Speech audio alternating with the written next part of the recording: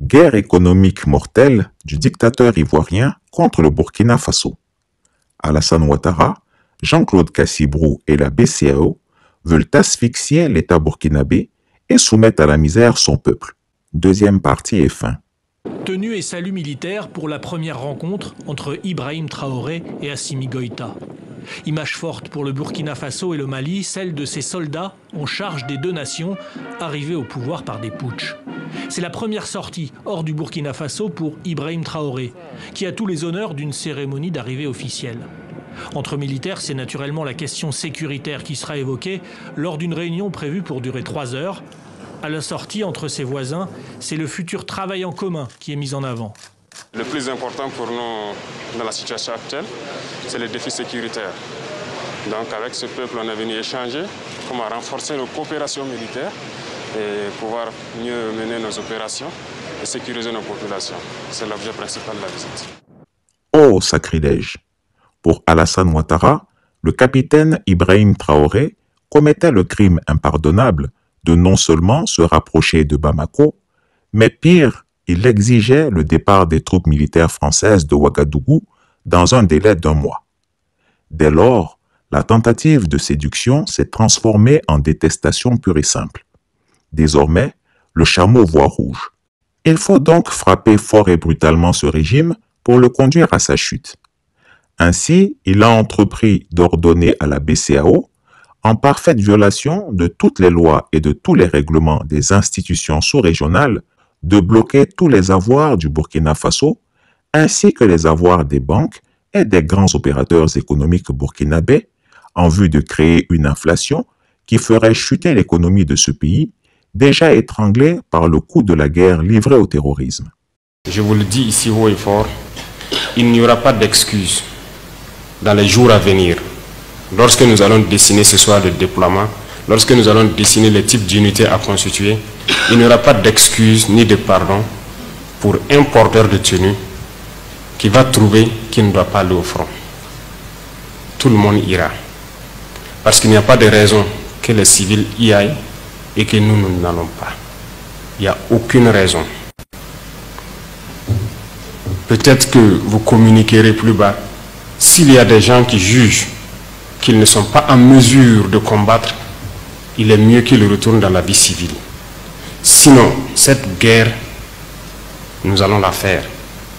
Donc dans les jours à venir, nous allons combattre. Il faut que chacun se prépare à cela. Parce que je vous dis vrai, à chaque fois que j'apprends que tel village est attaqué, des gens sont tombés ou quoi, la seule chose qui me vient en tête, c'est de me lever, prendre mon pick-up et puis partir. Je ne supporte pas d'entendre ça. C'est la seule chose qui me fait souffrir le plus. Et quand je sais qu'il y a des FDS dans les parages et qu'il n'y a pas cet orgueil-là de partir, je ne comprends pas. Dans cette mission, l'homme lige d'Alassane Ouattara est l'Ivoirien Jean-Claude Cassibrou qu'il vient de positionner à la tête de la BCEAO. Ce dernier, comme dit plus haut, en violation de tous les textes réglementaires de la CEDEAO et de l'UEMOA, a reçu les instructions du despote ivoirien afin de fermer les robinets économiques de l'État burkinabé, et ce, à l'insu de ses homologues chefs d'État. Il a agi en véritable brigand clandestin avec un couteau entre les dents dans la nuit noire, ce qui, convenons-en, est un crime contre ce pays souverain. Personne n'oubliera que c'est ainsi qu'il a agi envers le Mali. Chris Yapi demande à tout le monde de poser la question aux opérateurs économiques burkinabés et aux dirigeants de cet État s'ils ne sont pas l'objet actuellement d'un étranglement économique insidieux mené par la BCEAO et qui affecte leur capacité à mener efficacement des opérations financières. Au départ, s'ils ne s'en rendaient pas compte, la raréfaction des fonds et des devises au Burkina Faso les a alertés et aura contribué à leur ouvrir les yeux. Il n'y a eu aucune décision concertée des chefs d'État pour faire cela. Il n'y a pas eu de directives écrites. Il n'y a pas eu de notes écrites. Simplement, par des injonctions clandestines et sournoises faites directement à Jean-Claude Cassibrou. Alassane Gaspard Dieudonné Ouattara, alias Chameau, est en train de mener une stratégie d'étranglement économique contre le pays de Thomas Sankara, exactement comme il a eu à le faire contre le Mali. J'avais eu à avertir les Burkinabés de ce schéma qui se tramait contre eux. Est-ce parce qu'ils craignaient un veto de ses pairs et d'être ainsi désavoués que le dictateur des lagunes a décidé de les outrepasser pour s'appuyer sur son pion et mener sa guerre personnelle contre ce pays africain, juste pour faire plaisir à la France et assouvir son désir de vengeance?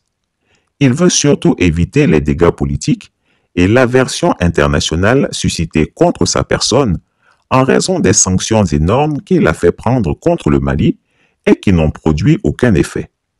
Cette fois, il a choisi d'avancer masqué, mais ce sont exactement les mêmes sanctions prises contre le Mali qui sont en train d'être rééditées contre le Burkina Faso. Ce n'est certainement pas le Premier ministre burkinabé, Apollinaire Joachim Kellem de Tambela, qui me contredirait. En effet, au cours d'une intervention, il a reconnu publiquement que les achats en armement de son pays étaient indûment bloqués dans des ports. Ce qu'il n'a pas voulu dire, c'est que c'est le port d'Abidjan qui bloque les importations d'armes dont le Burkina Faso a un besoin crucial pour se défendre contre les terroristes et protéger l'intégralité de son territoire. Dans la lutte contre le terrorisme, qu'est-ce qui s'est passé? Avant que le capitaine Traoré ne vienne au pouvoir, des armes ont été commandées et bloquées par nos partenaires, soit au lieu d'achat, soit au port. Ils disent non, ça ne viendra pas. C'est ce qui expliquait le fait que la lutte contre le terrorisme était difficile. Nos partenaires traditionnels ne voulaient pas que nous ayons les armes pour ça. Et pour une raison que nous ne comprenons pas. Donc c'est ce qui nous amène à prospecter d'autres ports, comme Conakry.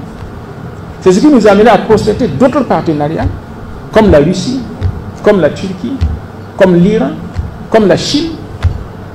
Et maintenant, nous avons trouvé des débouchés pour nous approvisionner en armement pour le combat que nous menons. Donc, quand nous sommes partis en Russie, par exemple, les Russes nous ont dit qu'eux, ils nous attendaient. Que ce n'est pas à eux de venir nous dire ce que nous avons besoin, que c'est à nous d'exprimer nos besoins. Ils ont dit quoi?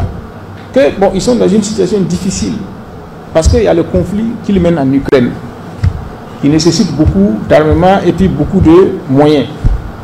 Mais d'ores et déjà, il y a des armes qu'ils peuvent nous donner gratuitement.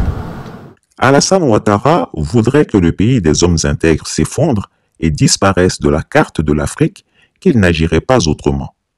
La BCEAO, qui est une institution financière internationale apolitique par ses statuts apparents, est en fait un outil de répression politique aux mains du vieux Grigou, qui s'en sert à volonté pour déstabiliser, voire détruire les économies des pays voisins qu'il considère rétifs à sa puissance. C'est pourquoi il urge que le Burkina Faso dénonce ce type d'attitude infâme. Vu qu'il est déjà détesté par les peuples de ces pays, le tyran ivoirien veut leur faire payer cette détestation et cette outrecuidance. Ce faisant, il ne se rend pas compte qu'il ne fait qu'accentuer le sentiment anti-français et le rejet de la France par les peuples ouest-africains. Si Paris ne lâche pas publiquement le vieux despote, c'est bien la France qui paiera tous les pots cassés en Afrique, et tant pis ou tant mieux, c'est selon. C'est que l'homme africain n'est pas assez entré dans l'histoire. Ça fait d'ailleurs des décennies qu'on vous promet des plans Marshall pour l'Afrique et qu'on les a d'ailleurs décidés et faits. Donc, si c'était aussi simple, vous l'auriez constaté. Le plan Marshall, c'était un plan de reconstruction matérielle dans des pays qui avaient leurs équilibres, leurs frontières, leur stabilité. Le défi de l'Afrique, il est totalement différent, il est beaucoup plus profond, il est civilisationnel. Et ensuite, il y a une responsabilité partagée. Le plan Marshall que vous voulez pour l'Afrique, c'est aussi un plan qui sera porté par les gouvernements africains et les organisations régionales. C'est par le biais d'une gouvernance plus rigoureuse, de la lutte contre la corruption, d'une lutte pour la bonne gouvernance, d'une transition démographique réussie. Quand des pays ont encore aujourd'hui 7 à 8 enfants par femme, vous pouvez décider d'y dépenser des milliards d'euros, vous ne stabiliserez rien. On doit être beaucoup plus agressif, mobilisé sur ce sujet.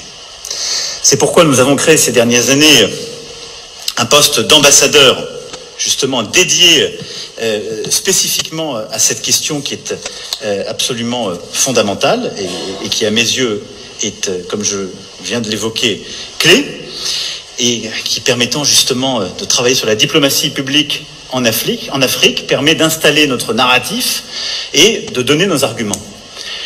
Je pense que collectivement, nous devons être beaucoup plus réactifs, beaucoup plus mobilisés sur les réseaux sociaux, travailler avec des alliés et des partenaires de la France dans les opinions publiques, pas simplement pour contrecarrer, évidemment, ces fausses informations, mais pour pouvoir les stopper de manière très claire au plus vite et porter la valorisation de nos propres actions.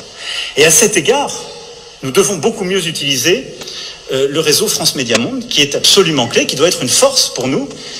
Et je pense que nous avons collectivement à repenser notre grammaire commune.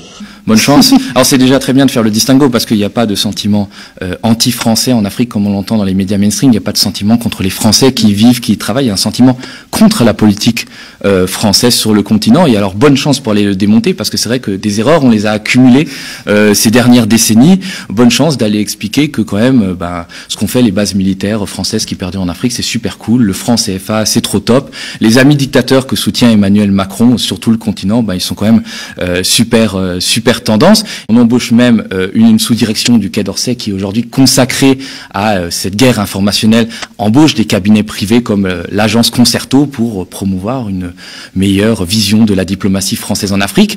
Et tout ça pour aller expliquer aux Africains comment ils doivent penser, parce qu'évidemment ce sont des grands enfants qui ne sont pas capables de penser par eux-mêmes et qui sont forcément manipulés par des puissances étrangères, par les Russes, par les Chinois, par que sais-je. C'est absolument inconcevable aujourd'hui en France pour nos décideurs d'imaginer qu'en fait les Africains, ils en ont peut-être marre des années et des années de colonisation, de post-colonisation, ils ont un désir de souveraineté. Donc tout ça, la création de ce média, ça sent bien rance, le paternalisme, le colonialisme, même un peu le racisme aussi. Chris Yapi ne ment pas. Retrouvez Chris Yapi sur ses 2 chaînes YouTube, sa chaîne Dailymotion, Instagram et VK.